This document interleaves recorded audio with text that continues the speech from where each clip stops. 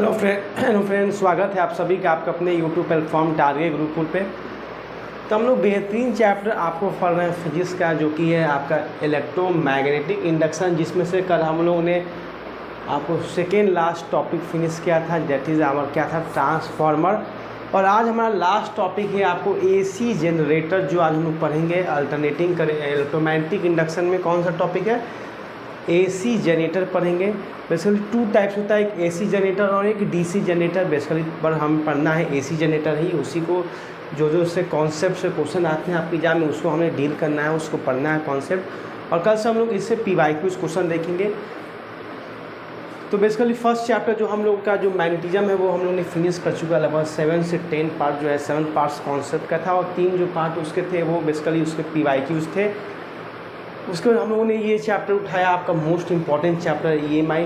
तो बेसिकली कहने का मतलब है कि हर लेवल का जो है कॉन्सेप्ट आपको देखने को बेसिकली मिलता है फिजिक्स का। वो किसी भी आपकी यूनिवर्सिटीज़ एग्जाम के रिलेटेड, वो लखनऊ, गोरखपुर, CUT, BHU, तो उसमें जो फिजिक्स का जो सिलेबस है उसको बेहतरीन रूप से हम लोग पढ़ रहे हैं, ठीक है। उसको अच्छा से डील करने की कोशिश कर रहे हैं। उसके कॉन्सेप्ट्स जो आपकी एग्जाम में आते हैं उससे हम लोग पढ़ रहे हैं, उसका क्वेश्चन कर रहे हैं। एक भी क्वेश्चन आपका क्या है जिसे छूटे नहीं, उस लेवल का कॉन्सेप्ट हम लोग मैं आपके सामने डिलीवर कर रहा हूँ। एक बेहतरीन लेवल, एक रूप से मैं आपको पढ़ा रहा हूँ। पूरा यूट्यूब पे ऐसा नहीं मिलेगा। तो इसके लिए हम लोग का जो बैच है, एक पेड बैच चलता है। उसके लिए इनरोल करने के लिए आपको बेसिकली क्या करना पड़ेगा, सिंपली क्या करना पड़ेगा, डिस्क्रिप्शन में हमारा यूट्यूब जो चैनल है उस पर डिस्क्रिप्शन में लिंक दिया हुआ है, उस पर आप जाके इनरोल हो सकते हैं, या तो प्ले स्टोर पर जाके टारगेट गुरुकुल ऐप को इंस्टॉल कर सकते हैं।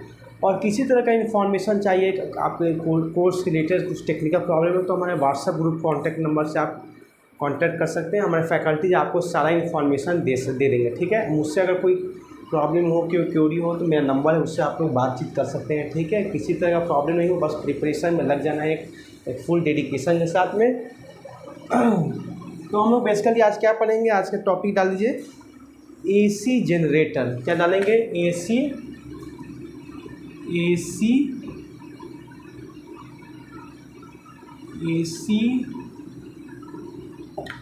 जनरेटर। तो बैच में जो है जितना जल्दी इन्वॉल्व रहे, क्योंकि एग्जाम जो आपका मई और जून में होगा, तो जितना जल्दी प्रिपरेशन में लग जाना है उतना ही ठीक है। बहुत सारे स्टूडेंट लग भी गए, इन्वॉल्व हो भी गए हैं, डेली वीडियो को वॉच आउट कर रहे हैं। तो आप भी इन्वॉल्व हो जाइए अगर आपने अभी तक नहीं हुआ है, क्योंकि मेरा सारा वीडियो अपलोड हो रहा है आपके पेड बैच में। तो जितना जल्दी हो सके उसमें इन्वॉल्व हो जाइए, क्योंकि जितना जल्दी सिलेबस को कवर कर लेंगे उसके बाद हम लोग इसका रिवाइज भी करेंगे, रिवीजन करेंगे, बहुत ढेर सारा क्वेश्चन भी लगाएंगे, ठीक है। और जो भी पढ़ाते जा रहा हूँ उसको डेली रिवाइज करते जाइए, एक डेली शेड्यूल के साथ। ऐसा मैं कोशिश करता है कि जो मैं पढ़ाऊँ आपको क्लास में याद पड़ जाए, आपको घर पे जाकर पढ़ने की जरूरत नहीं है। बाकी आप दूसरा सब्जेक्ट पढ़ सकते हो, केमिस्ट्री, मैथ, बट फिजिक्स में इस तरह से आपको डील करता हूँ कि आपको क्लास में याद हो जाए, ठीक है। इस तरह से मैं पढ़ाता हूँ। तो आइए let's start our topic AC generator. तो कल बेसिकली मैं आपके सामने डील कर रहा था, 2 तरह के करंट होते हैं। एक आपका डायरेक्ट करंट होता है और एक आपका होता है अल्टरनेटिंग करंट। तो डायरेक्ट करंट वैसे करंट को कहते हैं जो अपना डायरेक्शन चेंज नहीं करता है, जिसमें बेसिकली केमिकल एनर्जी से इलेक्ट्रिकल एनर्जी का कन्वर्जन देखने को मिलता है। जैसे बैटरी से बेसिकली क्या होता है, DC जो होता है करंट होता है, इसमें एनर्जी जो स्टोर होता है वो DC के रूप में होता है। और DC करंट जो है लॉन्ग डिस्टेंस तक ट्रैवल नहीं कर पाएगा। और वही आपका जो AC करंट होता है वो बेसिकली क्या होता है, जो कि अपना डायरेक्शन को चेंज करता हो, ठीक है।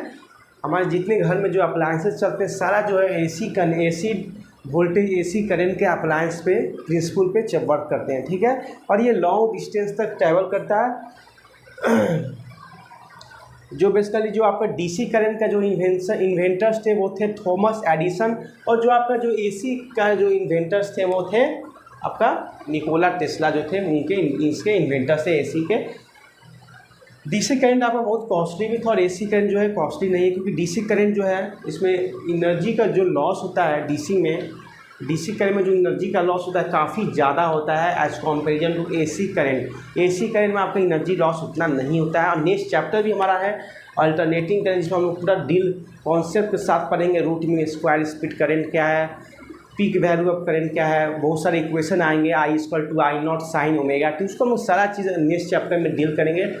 अब इस बार आज क्लास में पढ़ेंगे AC जनरेटर का कंस्ट्रक्शन, इसका वर्किंग प्रिंसिपल, इसका एप्लीकेशन और इसका यूजेस कहाँ कहाँ इसका है। तो पहले हम लोग क्या करेंगे, एसी जनरेटर का डिफिनेशन लिखने की कोशिश करेंगे। तो बेसिकली एसी जनरेटर क्या होता है, अल्टरनेटिंग करंट जनरेटर। मतलब कहने का मतलब है इस जनरेटर में जो करंट प्रोड्यूस होगा, जो इंड्यूस होगा, वो अल्टरनेटिंग करंट होगा, ना कि डायरेक्ट करंट होगा। डीसी जनरेटर अलग होता है। तो जनरेटर बेसिकली एक डिवाइस होता है, क्योंकि एसी जनरेटर कहने का मतलब है कि इसमें जो करंट इंड्यूस होगा वो एसी होगा। ऐसा मतलब एक एसी जनरेटर कोई एक टाइप से जनरेटर, तो जनरेटर होता है, बट उसी का जो है उसमें अगर जो जिस टाइप का करंट इंड्यूस होगा उसको हम लोग बोलेंगे। अगर डीसी इंड्यूस होगा तो डायरेक्ट करंट होगा, और अगर अल्टरनेटिंग करंट होगा तो आपको एसी होगा। तो जनरेटर बेसिकली क्या है, डिवाइस है। It is a device which convert mechanical energy into electrical energy. जो मैकेनिकल एनर्जी से which convert mechanical energy into electrical energy. जो मैकेनिकल एनर्जी से इलेक्ट्रिकल एनर्जी में कन्वर्ट करें उसी को हम लोग क्या बोलते हैं, जनरेटर। मतलब इनपुट हम लोग दें मैकेनिकल एनर्जी और जो हमें आउटपुट मिले वो एक तरह का इलेक्ट्रिकल डिवाइस। जैसे आपका हाइड्रो पावर इलेक्ट्रिसिटी हो गया, जियो थर्मल हो गया, न्यूक्लियर पावर, उसमें हम लोग एसी जनरेटर का हम लोग बेसिकली एप्लीकेशन देखेंगे। एक आपका मोटर होता है जिसमें करंट बेसिकली फ्लो करते रहता है, जिससे हमें मैकेनिकल एनर्जी मिलता है। बट जनरेटर में आपका मैकेनिकल एनर्जी से हमें इलेक्ट्रिकल एनर्जी का सोर्स जो ऑब्टेन होता है उसी को बोलते हैं हम लोग एसी जनरेटर। ठीक है, क्योंकि इसमें अल्टरनेटिंग करंट इंड्यूस होता है। कैसे होता है देखिएगा, डिफिनेशन क्लियर हुआ। अब हम लोग इसके कंस्ट्रक्शन पे बात करेंगे। किस पे बात करेंगे, कंस्ट्रक्शन। पहले हम लोग इसका एक फिगर बनाएंगे बहुत बढ़िया से, उसका फिर कंस्ट्रक्शन हम लोग समझेंगे, फिर हम लोग इसका वर्किंग प्रिंसिपल समझेंगे, तब जाके इसका यूजेज और एप्लीकेशन देखेंगे। ठीक है, कंस्ट्रक्शन में क्या है, बेसिकली हम लोग एक मैग्नेट का दो पोल्स हम लोग बेसिकली रख दिए हैं, नॉर्थ और साउथ पोल। आप लोग देख सकते होंगे नॉर्थ साउथ पोल। मतलब इसे पहला कंस्ट्रक्शन कहने का मतलब है कि हम एक स्ट्रॉन्ग मैग्नेटिक फील्ड को प्रोड्यूस करेंगे। तो एक स्ट्रॉन्ग मैग्नेटिक फील्ड आपको कैसे प्रोड्यूस होगा, मैग्नेट के पोल्स की वजह से। तो मैग्नेट का दो पोल्स होता है, नॉर्थ पोल और साउथ पोल। इससे मैग्नेटिक फील्ड लाइन आपको नॉर्थ से साउथ जा रहा है। ठीक है, इन दोनों पोल्स के बीच में हम एक कंडक्टिंग क्वाइल प्लेस करेंगे। क्या करेंगे, एक कंडक्टिंग क्वाइल, एक आपका बेसिकली कंडक्टिंग क्वाइल हम लोग प्लेस करेंगे ABCD, जिसको हम बोलेंगे आर्मेचर क्वाइल।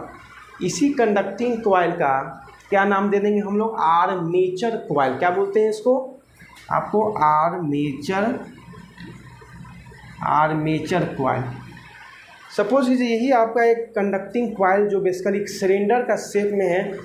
वो क्या हम लोग कर रहे हैं, इस जो बेसिकली मान रहे हैं कि हमारा सिलेंड्रिकल जो है, सिलेंडर के शेप में जो आप देख रहे हैं, यही हमारा एक कंडक्टिंग क्वाइल है जो कि सॉफ्ट आयरन कोर का बना हुआ है, और इस पर हम लोग कॉपर वायर का इंसुलेटेड किए हैं, रैप किए हैं। मतलब ये सॉफ्ट आयरन कोर का आपका है कंडक्टिंग क्वाइल। इस पर हम लोग कॉपर वायर से इसको क्या किए हैं, इसको रैप कर दिए हैं। तो एक तरह से ये क्या बन गया है आपका, एक आर्मेचर क्वाइल इसको बोलेंगे। ठीक है, मतलब ये सॉफ्ट आयरन कोर का है। सॉफ्ट आयरन मटेरियल हम लोग इसलिए लगाए हैं क्योंकि इसके मैग्नेटिक फील्ड लाइन जो नॉर्थ और साउथ पोल से निकलेंगे उसको अपने ओर एट्रैक्टिव फोर्स लगा के मैग्नेटिक फील्ड का स्ट्रेंथ इस क्वाइल का बढ़ा देगा। कौन, सॉफ्ट आयरन का मटेरियल। ठीक है, ऐसी सॉफ्ट आयरन मटेरियल के हम लोग उसके ऊपर कॉपर क्वाइल का इंसुलेटेड कर दिए, रैप कर दिए। ठीक है, और बेसिकली ये आपका ABCD नाम नेमिंग कर दीजिए इस क्वाइल का। और यहाँ पे हम लोग दो स्लिप रिंग लगाएंगे, दोनों आर्म है इस क्वाइल का, A और D का पॉइंट का, उस दोनों में हम लोग एक स्लिप रिंग लगा देंगे। Slip ring. ठीक है, और इसी स्लिप रिंग के वजह पे हम लोग दो कार्बन ब्रश लगा देंगे, एक आपका ब्रश 1 और एक आपका ब्रश 2। ठीक है, और फिर इसको हम लोग इस सर्किट को क्लोज कर देंगे, वायर से जोड़ देंगे। एक यहाँ पे लोड रजिस्टर, फिर यहाँ पे एक बल्ब लगा देंगे। ठीक है, क्योंकि जब यहाँ पे इलेक्ट्रिसिटी प्रोड्यूस हुआ तो इस बल्ब क्या करेगा, ग्लो करने लगेगा। यही बेसिकली आपका फिगर है एसी जनरेटर का। तो मैंने क्या बोला कि जनरेटर क्या है, एक डिवाइस है जो कन्वर्ट करता है मैकेनिकल एनर्जी से इनटू इलेक्ट्रिकल एनर्जी। फिर कंस्ट्रक्शन में हम लोग ने क्या बोला कि first of all we will have to select a strong magnetic field. Write down, first of all we will have to select a strong magnetic field. Okay, strong magnetic field select होगा, पढ़ना होगा। तो strong magnet, for selecting a strong magnetic field we select two poles of the magnet. We select two poles of the magnet naming north and south pole, and the magnetic field lines goes from north to south pole, and the magnetic field line goes from north to south pole. After this we will have take a conducting coil. After this we will have take conducting coil in and place between them.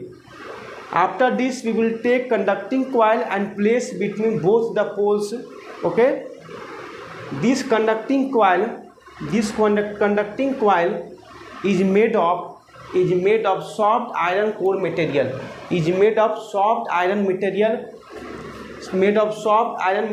and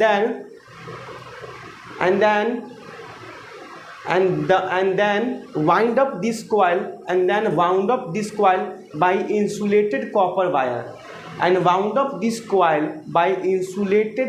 wire, okay.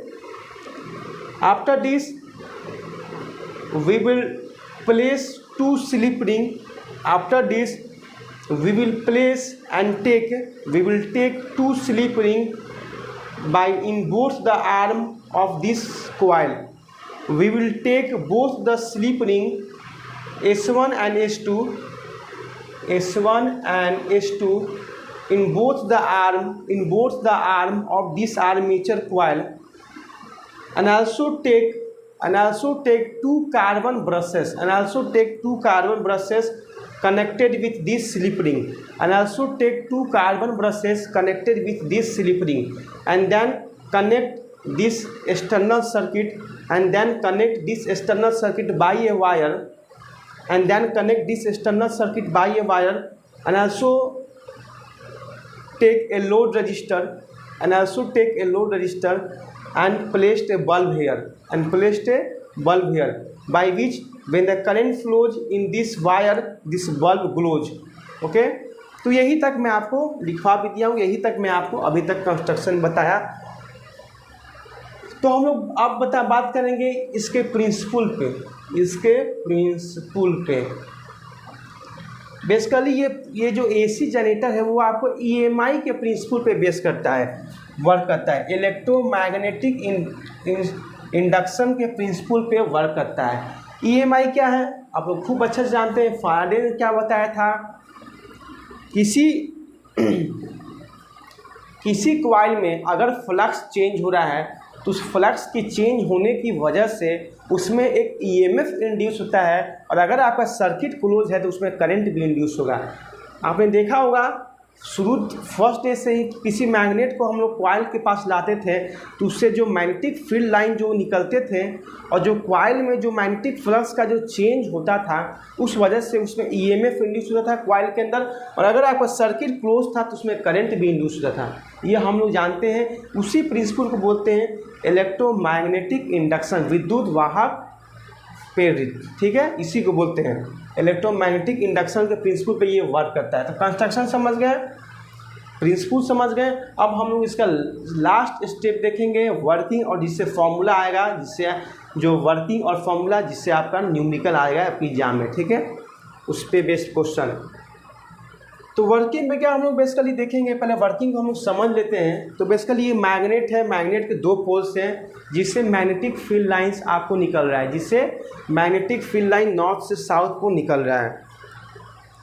तो मैंने क्या बोला, किसी coil में अगर magnetic flux जो link है, किसी कंडक्टिंग कॉइल में अगर मैग्नेटिक फ्लक्स जो लिंक है, क्योंकि इससे जो मैग्नेटिक फील्ड लाइंस निकलेंगे और इस कॉइल से जब टकरा के जब इससे क्रॉस पास करेंगे, जब इस कॉइल में जो मैग्नेटिक फ्लक्स में चेंज आएगा उस वजह से इसमें ईएमएफ इंड्यूस होगा। कैसे मैग्नेटिक फ्लक्स में चेंज आएगा, मैग्नेटिक फ्लक्स का फॉर्मूला क्या होता है, B vector dot A vector, B vector magnetic field और ए मतलब एरिया वेक्टर। सपोज कीजिए ये आपका बेसिकली क्या है, ये आपका क्या है बेसिकली कॉइल है, ठीक है। ये जो प्लेन ऑफ कॉइल है, इस कॉइल का जो प्लेन है, ये जो आपका प्लेन है, ये जो प्लेन ऑफ कॉइल है वो परपेंडिकुलर है मैग्नेटिक फील्ड लाइन के, है कि नहीं। क्योंकि ये जो आपका मान लीजिए ये कॉइल आपको ऐसा रखा गया है, ठीक है।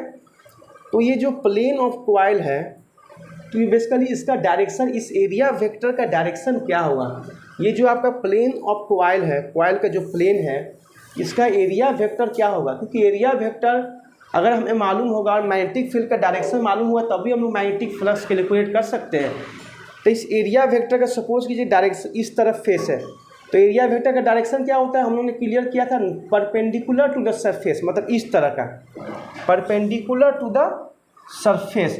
और मैग्नेटिक फील्ड लाइन भी ऐसे जा रहे हैं, और मैग्नेटिक फील्ड लाइन का भी डायरेक्शन इसी डायरेक्शन में है जिस डायरेक्शन में इस कॉइल के एरिया वेक्टर का जो डायरेक्शन है। तो कहने का मतलब है थीटा कितना डिग्री बना रहा है, 0 डिग्री का एंगल बना रहा है। तो बी ए कॉस थीटा, तो कॉस 0 का मतलब 1, मतलब यहाँ पे ज़्यादा मैग्नेटिक फ्लक्स में चेंज होगा। क्योंकि आप देख रहे हैं, सपोज कीजिए बेसिकली ये जो है एरिया वेक्टर है, इससे मैग्नेटिक फील्ड लाइंस आपको निकल रहे हैं ऐसे। तो सपोज कीजिए पहले इससे 2 मैग्नेटिक फील्ड लाइन निकलेंगे, ठीक है। ये आपका बेसिकली क्या है, मैग्नेट का पोल से इससे आपको मैग्नेटिक फील्ड लाइन निकल रहे हैं, इस कॉइल से क्रॉस कर रहे हैं, टकरा के निकल रहे हैं, ठीक है। अब हम इस कॉइल को, क्योंकि यहाँ पे कॉइल के पास एक एक्सल भी है, एक्सल किस लिए रखे हैं, इस कॉइल को घुमाने के लिए, कॉइल को रोटेट करने के लिए। जब इस कॉइल को हम लोग रोटेट करेंगे, पहले ऐसा है जब ये रोटेट करेगा, अब इससे जो मैग्नेटिक फील्ड लाइन निकलेंगे, तो देखिए सपोज कीजिए कि 4 मैग्नेटिक फील्ड लाइन निकल रहे हैं, तो 2 नीचे से पास हो जा रहे हैं, 2 ऊपर से पास हो जा रहे हैं, मतलब इस कॉइल से कोई मैग्नेटिक फील्ड लाइन पास नहीं कर रहा है। जब ऐसे है तो इससे मैग्नेटिक फील्ड लाइन पास कर रहा है जितना अमाउंट में 2, 4, 5, बट जब ये रोटेट हो रहा है कॉइल तो इस पोजीशन पे आ गया, तो जितना पास हो रहा है ये कुछ नीचे से निकल जा रहा है, कुछ इसके ऊपर से, फिर ऐसे हुआ तो फिर कुछ पास हुआ।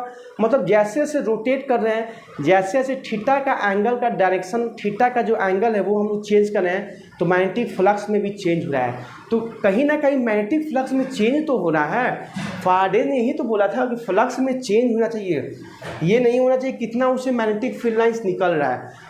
अगर उस कॉइल में फ्लक्स में चेंज हो रहा है तो उसमें ईएमएफ इंड्यूस होगा। अगर सर्किट क्लोज है तो आपका एक्सटर्नल सर्किट, तो इसमें करंट भी इंड्यूस होगा।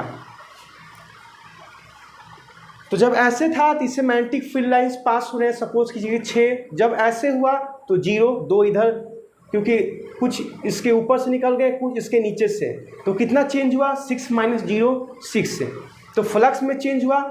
तो मतलब जब आपका कॉइल रोटेट हो रहा है तब इसमें मैग्नेटिक फ्लक्स में चेंज हो रहा है। कुछ कॉइल मतलब रोटेट हो रहा है, मतलब इसमें एंगल चेंज हो रहा है, एंगल चेंज हो रहा है, मतलब इससे मैग्नेटिक फील्ड लाइन जो है वो बेसिकली ज़्यादा और कम अमाउंट में इससे क्रॉस कर रहे हैं, जिस वजह से इसमें फ्लक्स चेंज हो रहा है। और फ्लक्स चेंज हो रहा है तो इसमें ईएमएफ इंड्यूस हो रहा है, और ईएमएफ इंड्यूस हो रहा है, और अगर आपका सर्किट क्लोज है तो इसमें क्या हो रहा है, करंट इंड्यूस हो रहा है। तो यही बात है इसका वर्किंग यही है कि मैग्नेटिक फ्लक्स में चेंज होने की वजह से इसमें ईएमएफ इंड्यूस हो रहा है कि नहीं। क्योंकि जनरेटर जो है बेसिकली इसमें पहले से करंट तो है नहीं, कोई हम लोग बैटरी और करंट का कोई सेटअप तो नहीं किए, कहीं ना कहीं किसी रोटेशन या किसी कॉइल के फ्लक्स के चेंज होने ही की वजह से इसमें करंट इंड्यूस होगा, तो बल्ब ग्लो करेगा आपका। तो आप आपने बढ़िया से इसका वर्किंग समझ गए होंगे। अब मैं इसको लिखवाऊँगा, इस वर्किंग को एक बार।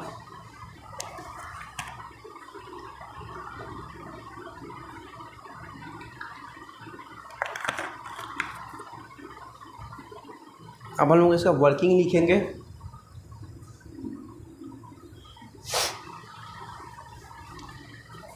लिखिए कि इसका वर्किंग लिख दीजिए। when the magnetic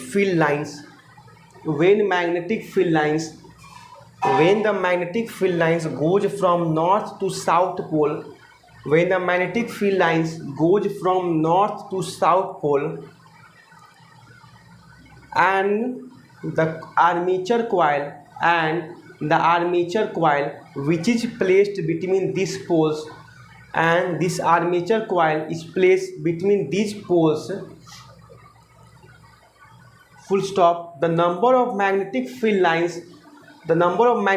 lines which crosses this coil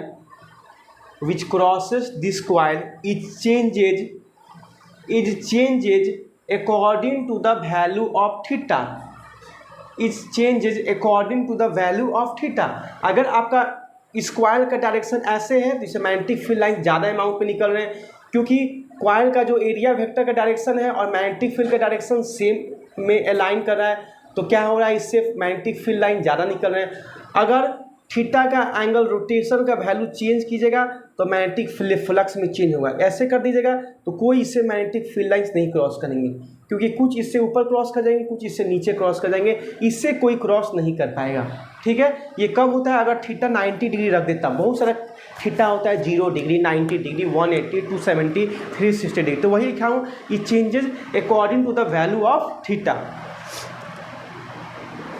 उसके बाद लिखिएगा so there is change in magnetic flux. So there is change in magnetic flux in the coil. So there is change in magnetic flux in the coil, and we know that by the principle of EMI,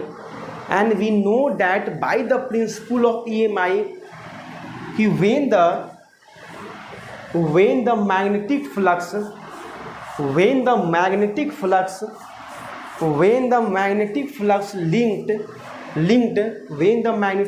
linked मतलब जुड़ा हुआ, when the magnetic flux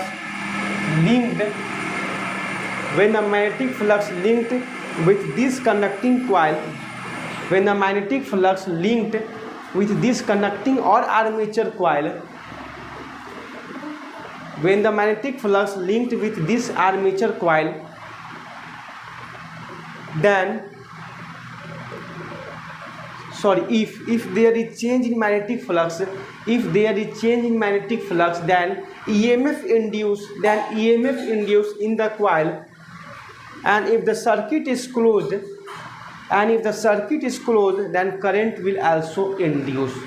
okay, यही मैं बोला हूँ अभी तक। ठीक है, कोई प्रॉब्लम नहीं हो। अब हम लोग बात करेंगे ये स्लिप रिंग और इस कार्बन ब्रश लगाने का क्या हमें मोटो है, क्या इसका फंक्शन है इस एक्सटर्नल सर्किट में लगाने से। एक यहाँ पे स्लिप रिंग लगाए हैं और यहाँ पे स्लिप रिंग लगाए हैं, S1 और S2 slip ring, SLIP slip ring. क्योंकि जब ये कॉइल आपको रोटेट करेगा, जब ये आपका कॉइल रोटेट करेगा तो इसके वायर भी रोटेट करेंगे, जिससे हम इस सर्किट एक्सटर्नल सर्किट को क्लोज किए हैं। तो जब कॉइल आपका रोटेट करेगा तो वायर भी रोटेट करेगा, तो क्या होगा, वायर जब रोटेट करेगा तो कहीं ना कहीं दूसरे वायर में उलझ ना जाए, फंस तो जाएगा ना। अगर इस वायर, अगर सपोज कीजिए इस कॉइल रोटेट हो रहा है तो वायर भी रोटेट होगा, तो कहीं ना कहीं ये वायर अगर रोटेट होगा तो कहीं न कभी कभी जो है किसी सिचुएशन में इस वायर के साथ कांटेक्ट में आ जाएगा, कभी इस पॉइंट पे कांटेक्ट में आ जाएगा, कभी फॉल्ट हो जाएगा, तो करंट इंड्यूस नहीं हो पाएगा। इसीलिए हम लोग लगा दी हैं दोनों के पास एक स्लिप रिंग। स्लिप रिंग क्या करेगा, कांटेक्ट बनाए रखेगा कॉइल और बेसिकली ब्रशेस के बीच में। क्या करेगा slip ring, to maintain the contact between coil and the carbon brushes, उन दोनों के बीच में क्या करेगा, कांटेक्ट आपको बनाए रखेगा। क्योंकि स्लिप रिंग बेसिकली एक सर्किल के शेप में होता है। अगर कॉइल बेसिकली मूव करेगा तो आपका बेसिकली वायर भी मूव करेगा, तो वायर क्या करेगा, जब मूव करेगा तो इसी रिंग को जो है टच करते हुए मूव करेगा, दूसरे वायर के साथ उलझेगा नहीं। यही काम है स्लिप रिंग का। एक बार लिख लीजिए, the function of slip ring is to make the contact between carbon brushes and this coil. Okay, अब आइए हम लोग एक कार्बन ब्रशेस भी लगा दिए स्लिप रिंग से दम सटे हुए। इसका क्या काम है, स्लिप रिंग बेसिकली क्या होता है, रिंग टाइप क्या होता है। अगर स्लिप रिंग को हम लोग डायरेक्ट वायर से कनेक्ट कर देते हैं, क्या मैं बोला, अगर हम लोग इस स्लिप रिंग को डायरेक्ट वायर से कनेक्ट कर देते हैं तो कभी क्या होता है कि वायर से कांटेक्ट आपको ख़त्म भी हो जाता है, हाफ रोटेशन के बाद किसी एंगल पे वायर से रोटेशन ख़त्म हो भी जाता। तो ये कार्बन ब्रशेस क्या करेगा, ये जो आपका बेसिकली जो एक्सटर्नल सर्किट का जो बेसिकली जो पॉजिटिव और नेगेटिव जो टर्मिनल है, जो रेजिस्टेंस है, लोड रेजिस्टेंस और स्लिप रिंग, उससे कांटेक्ट बनाए रखेगा कौन, कार्बन ब्रशेस। क्या मैं बोला, कार्बन ब्रशेस आपको कांटेक्ट बनाएगा स्लिप रिंग का और इस लोड रेजिस्टेंस का, क्योंकि बेसिकली जो हम इस एक्सटर्नल सर्किट में जो हमें करंट प्रोवाइड होगा पॉजिटिव और नेगेटिव टर्मिनल में, ठीक है, तो वो बेसिकली कौन प्रोवाइड करेगा, कार्बन ब्रशेस ही। क्योंकि अगर बेसिकली वायर का अगर स्लिप रिंग को डायरेक्ट वायर से कनेक्ट कर दें तो वायर का कनेक्शन जा भी सकता है, तो इसलिए हम लोग उसके साथ एक कार्बन ब्रशेस लगा दिए हैं जो उसके साथ फुल्ली अटैच रहेगा स्लिप रिंग के साथ, जो किसी भी हाफ रोटेशन के मूवमेंट के बाद भी इस स्लिप रिंग से अपना कांटेक्ट बनाए रखेगा और वायर्स को जो है जोड़ के रखेगा और बेसिकली इसमें करंट फ्लो कंटिन्यूअस होते रहेगा। यही काम है कार्बन ब्रशेस का, to maintain the contact between load resistance and slip ring. तो दोनों क्या आप लोग समझे, स्लिप रिंग और कम्यूटेटर स्लिप रिंग और कार्बन ब्रशेस का क्या काम है। और कार्बन ब्रशेस बेसिकली साफ भी करते रहता है, जो गंदगी जो होता है डस्ट वो सब भी, ठीक है। ये सब बेसिकली इसका वर्किंग में ही हो जाएगा। समझ रहे हैं, कॉन्सेप्ट क्लियर हो रहा है। अब आइए इसका हम लोग कुछ और प्रोसेस देखते हैं, क्या इससे फॉर्मूला डिराइव होगा वो सब भी देखेंगे हम लोग।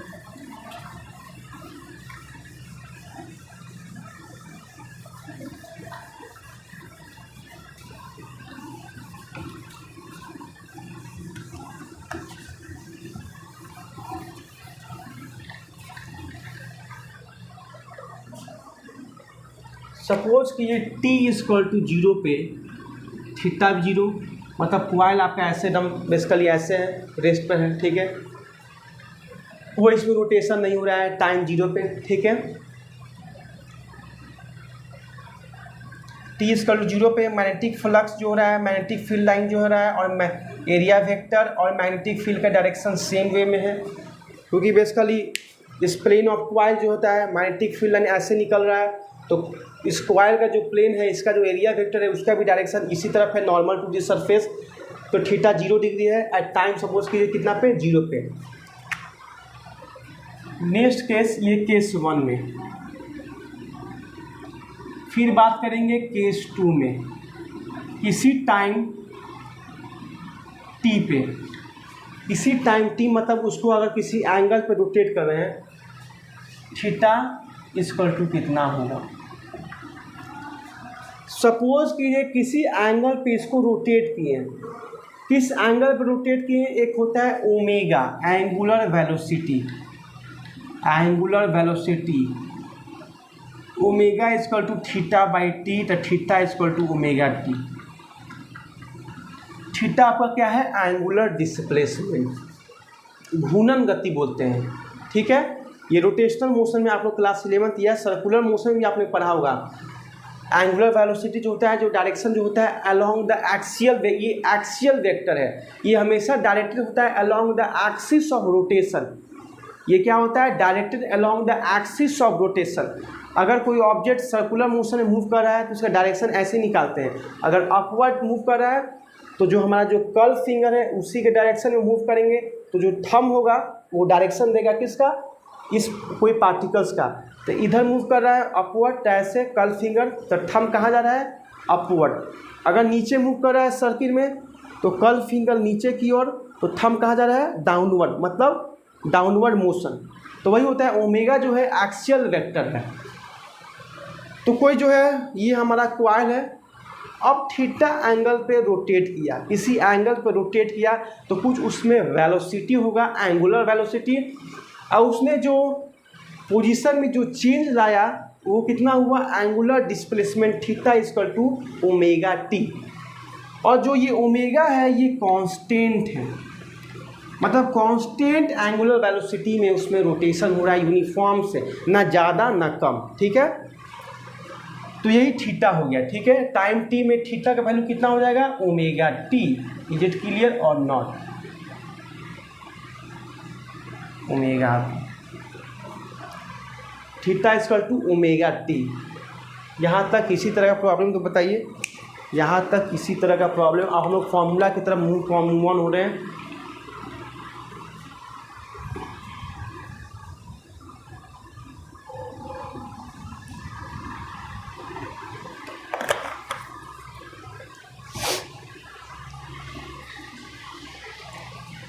अब आइए, magnetic flux linked with the coil, कितना मैग्नेटिक फ्लक्स में चेंज आया।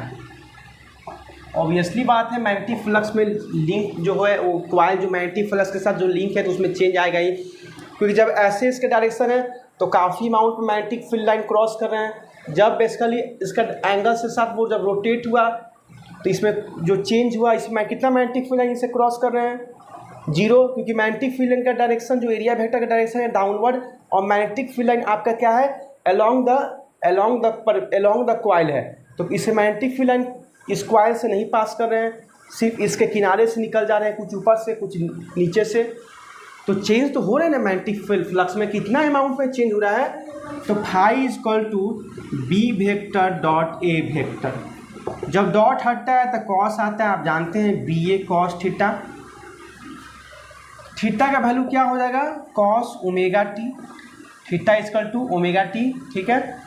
If there is N turns, if there is N turns, मतलब इस कॉइल सपोज कीजिए अगर बहुत सारा कॉइल लगा दी, छोटा छोटा जो है, काफ़ी टर्न्स जो होता है इसका नंबर ऑफ टर्न्स काफ़ी बढ़ा दे, तो फ्लक्स का क्या फॉर्मूला हो जाएगा, N B A cos omega T. ये आपका पहला फॉर्मूला निकल के आया। Flux equal to N number of turns, B magnetic field, A area vector, cos omega T basically angle का रिप्रेजेंटेशन है, कॉस ओमेगा टी। ये आपका पहला फॉर्मूला, यहाँ तक जल्दी से नोट कर लीजिए। यहाँ तक बेसिकली फुल कॉन्सेप्ट के साथ हम लोग मूव कर रहे हैं, कोई हड़बड़ी नहीं है, कोई अकबकाहट नहीं, फुल कॉन्सेप्ट के साथ हम लोग फिजिक्स को डील करेंगे। खाई हमने कसम कि सिलेक्शन तो दिला के रहेंगे, पर फुल कॉन्सेप्ट के साथ कि जो आपका बीएससी का जो फिजिक्स का जो बेस बनेगा वो लगना चाहिए कि 11 12 जो हम लोग पास आउट होकर आए हैं तो बेस ज़बरदस्त बन के आया हुआ है, ठीक है। क्योंकि हम लोग एक एक्सपीरियंस फैकल्टी से आप लोग क्या कर रहे हैं, नॉलेज ले रहे हैं। ऐसा पूरा यूट्यूब पे ऐसा इस लेवल का आपको नहीं मिलेगा, ठीक है। कॉन्सेप्ट मेरा खुद का कॉन्सेप्ट बनाया हुआ है, अपना कॉन्सेप्ट है, नो रटाफिकेशन, सब प्रैक्टिकल नॉलेज है, कोई थियोरेटिकल नॉलेज नहीं है। अब ये नहीं है कि मेरे पास लैब नहीं है, तो लैब रहता मैं आपको सारा एक्सपेरिमेंट भी करवाता, सारा मैं आपको दिखाता, पर मेरे पास इतना रिसोर्स नहीं है कि मैं आपको इतना चीज़ अफोर्ड प्रोवाइड कर सकूँ, ठीक है। पर मैं आपको यही क्लास में भी फील कराने की कोशिश करता हूँ कि आपको कहीं से कोई तरह का प्रॉब्लम नहीं होना चाहिए। हम लोग आपके लिए बस खड़े हैं कि आपको किसी तरह का हेल्प चाहिए तो हम लोग जो है आपका सारा आपके हेल्प को हम लोग पूरा कर सके, मदद को कर सके, ठीक है। यहाँ तक लिख दीजिए, ये आपका फर्स्ट इक्वेशन हो जाएगा। अब हम बेसिकली इसके हेल्प से ईएमएफ और करंट इंड्यूस निकालेंगे।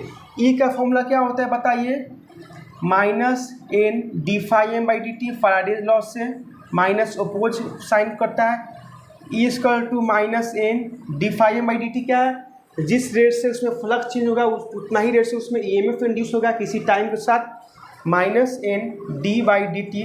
फाई का वैल्यू यहाँ से पुट कीजिए, N B A cos omega t. बताइए N B A cos omega t सारा विजुअल है कि नहीं, N B A cos omega t. अब मैं इसको ऊपर लिख देता हूँ टॉप पे, अब हम लोग मैं इसको टॉप पे लिख दे रहा हूँ, देखिएगा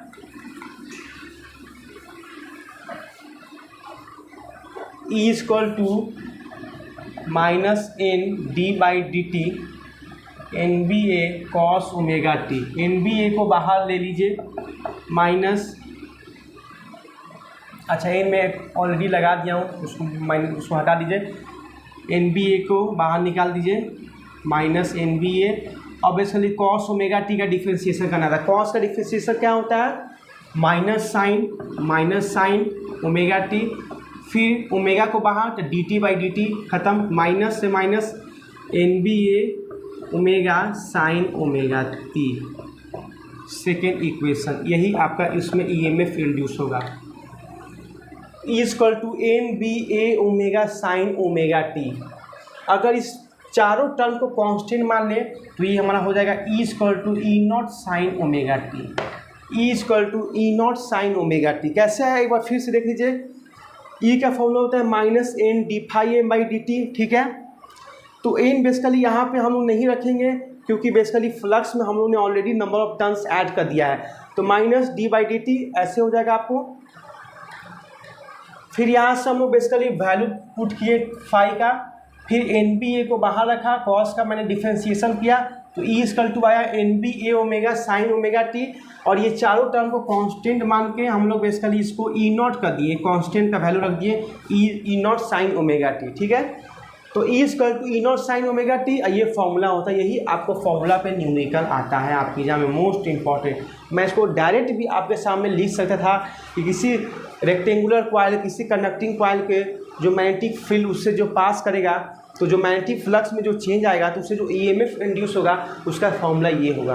बट मैं आपको एक प्रॉपर कॉन्सेप्ट के साथ मैं आपके सामने डील के, यही होता है एक प्रॉपर टीचर का नॉलेज देना अपने स्टूडेंट के लिए, क्योंकि क्योंकि मुझे है कि आपको फुल कॉन्सेप्ट देना है। मेरा दो मोटो, एक आपका पूरा एग्जाम निकलवाना है कॉन्सेप्ट के साथ, दूसरा है कि फुल फिजिक्स का फील करवाना। अब आपको फील आ गया होगा कैसे होता है ई इक्वल टू के। अगर करंट कोई पूछे इंड्यूस कितना हुआ तो वो भी देख लीजिए। बस लास्ट ही हम लोग पार्ट में अब हैं, क्योंकि यहीं से आपका जो नेक्स्ट चैप्टर है यहाँ से ही आपका बेस जो है बनने शुरू हो जाएगा इसी फॉर्मूला से। तो इसीलिए मैं इस कॉन्सेप्ट को और आपके सामने ज़्यादा अच्छा से क्लैरिफाई किया। आई इक्वल टू क्या फॉर्मूला होता है, डेल वी बाई आर। तो डेल वी का फॉर्मूला क्या है, मतलब वही EMF induce N B A omega sine omega t by R. अगर इस टर्म को हम लोग कांस्टेंट मान लें तो क्या हो जाएगा, I equal to I naught sine omega T. ये आपका थर्ड इक्वेशन हो जाएगा, I equal to I naught sine omega T basically theta angle है, ठीक है। और N B A omega by R उसको हम लोग क्या कर लिए, कांस्टेंट टर्म मान लिए हैं, I equal to I naught sine omega T. यही इस एक्सटर्नल सर्किट में इतना ही अमाउंट में करंट इंड्यूस होगा और इतना ईएमएफ इंड्यूस होगा। यहाँ तक किसी तरह का प्रॉब्लम तो बताइए, किसी टर्म्स में समझने में प्रॉब्लम तो आप कह सकते हैं।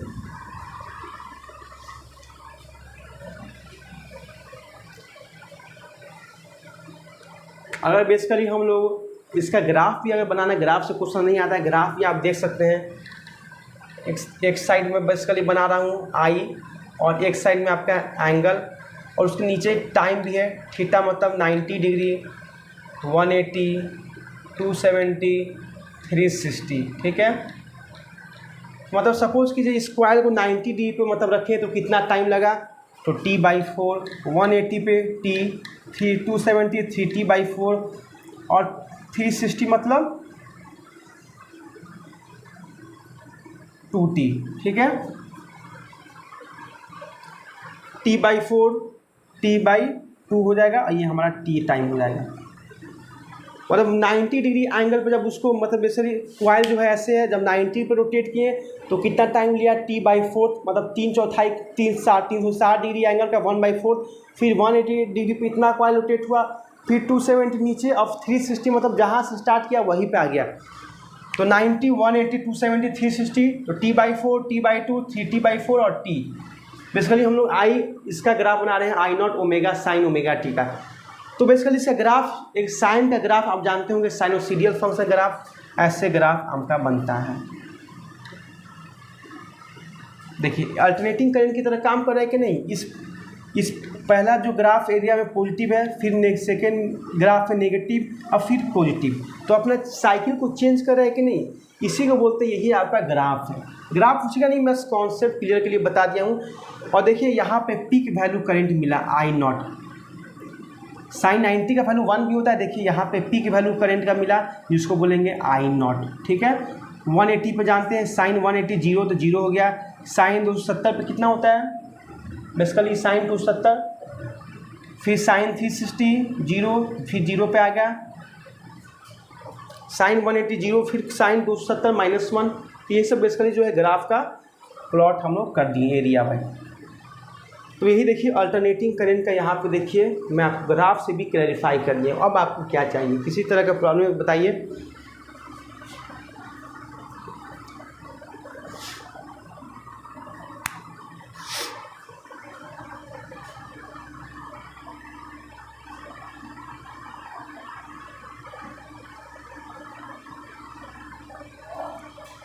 अब हम लोग बात करेंगे इसका कुछ, अब ख़त्म हो गया चैप्टर, अब ख़त्म फिनिश।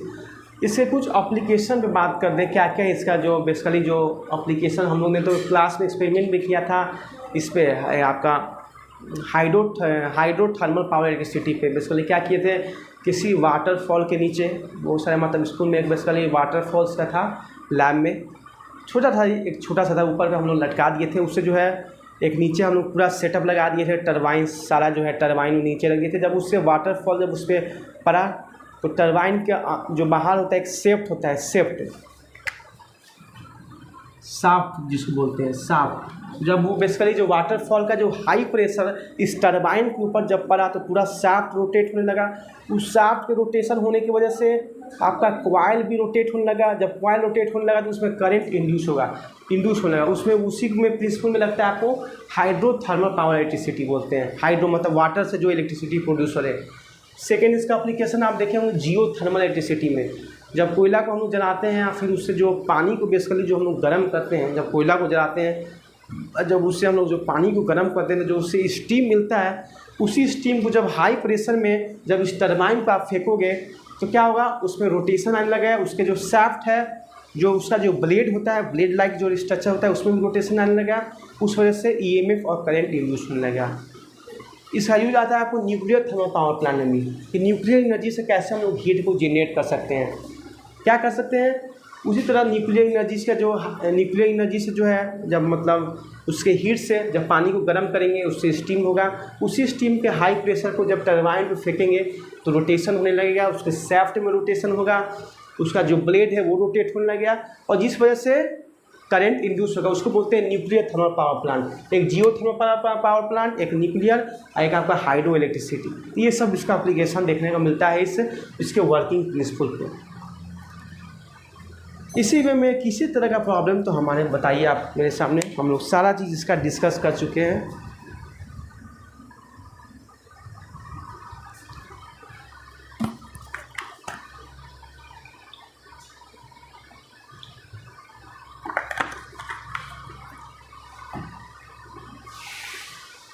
तो बिल्कुल जितना हो सके वीडियो को लाइक कीजिए, शेयर कीजिए और बैच में जितना जल्दी हो सके अपने आप को इन्वॉल्व रहे, क्योंकि आज हमारा सेकेंड चैप्टर भी फिनिश हो चुका है। कल हम लोग इसके ऑसम PYQ क्वेश्चन भी कुछ डिस्कस करेंगे 2 से 3 दिन, फिर उसके बाद हम लोग का नेक्स्ट क्लास चैप्टर शुरू हो जाएगा अल्टरनेटिव में। ऐसे हम लोग पूरा फिजिक्स एक बार पूरा डील कर लेंगे। तो जो भी नहीं इन्वॉल्व हुई है प्लीज़ इन्वॉल्व होइए। कुछ मुझसे अगर प्रॉब्लम है तो कमेंट कीजिएगा, हाँ सर यहाँ पे इम्प्रूवमेंट कीजिए, यहाँ पे और थोड़ा समझाइए और मुझे कुछ और हेल्प चाहिए। तो किसी तरह प्रॉब्लम वो कमेंट तो कीजिए, बोलिए तो सही, तब उसका हम लोग कुछ उपाय आपको देंगे, ठीक है। क्योंकि मैं देखते होंगे मैं डेली बेसिस पे आप लोगों का क्लास लेता हूँ कि आप लोग कहीं ना कहीं एक जो पढ़ाई का जो रिद्म है उसमें कोई आप लोग को प्रॉब्लम ना हो, सारा चीज़ आप बेटर वे में समझिए। क्योंकि डेली पढ़ाऊँगा तो जिससे क्या होगा, डेली आपका माइंड एक ग्रो करते रहेगा, फिजिक्स से आपका कांटेक्ट बना रहेगा। तो आपका भी फ़र्ज है सपोर्ट कीजिए, बैच में इनरोल होइए, यूट्यूब पढ़िए। यूट्यूब में मेरा सिलेबस डाला हुआ है, कैसे हम लोग लखनऊ यूनिवर्सिटी का सिलेबस, बेसिकली किसी यूनिवर्सिटी का सिलेबस वही एक सिलेबस है। कौन कौन सा चैप्टर है आप देख सकते हैं, क्या क्या स्ट्रैटेजी है मैं सारा बताया हूँ। एक डेमो वीडियो भी मेरा डाला हुआ है, क्वेश्चन सीरीज भी डाला हुआ है, मैंने टीचर पर सारा डाला हुआ है। आप कुछ देखिए, सिर्फ आपको पढ़ना है एक फुल डेडिकेशन के साथ। अपने स्टूडेंट है जिनको नीड है, जिनको ज़रूरी है, तो कम पैसा में हमारा बैच जो है बहुत कम पैसा में उसका इनरोलमेंट है। कम पैसा में आप इनरोल हो सकते हैं, जो गरीब से गरीब बच्चा भी इस बैच में इनरोल हो सकता है इतना कम अफोर्डेबल फीस के साथ, ठीक है। तो हम लोग क्लास आज अब यही फिनिश करते हैं। यहाँ तक तो आप लोग बिल्कुल समझ गए होंगे। इसको रिवाइज कर लीजिएगा। इस चैप्टर का पूरा नोट्स कॉन्सेप्ट हम लोग को मेरा पेड बैच में डाला गया है, ठीक है, आज डाला जाएगा पूरा, और उसको रिवाइज करके आइएगा। कल हम लोग क्वेश्चन इसके डिस्कस करेंगे, ठीक है। तो कैसा लगा वीडियो सोल्जर्स बताइएगा बिल्कुल। ओके, बाय बाय, जय हिंद सोल्जर्स।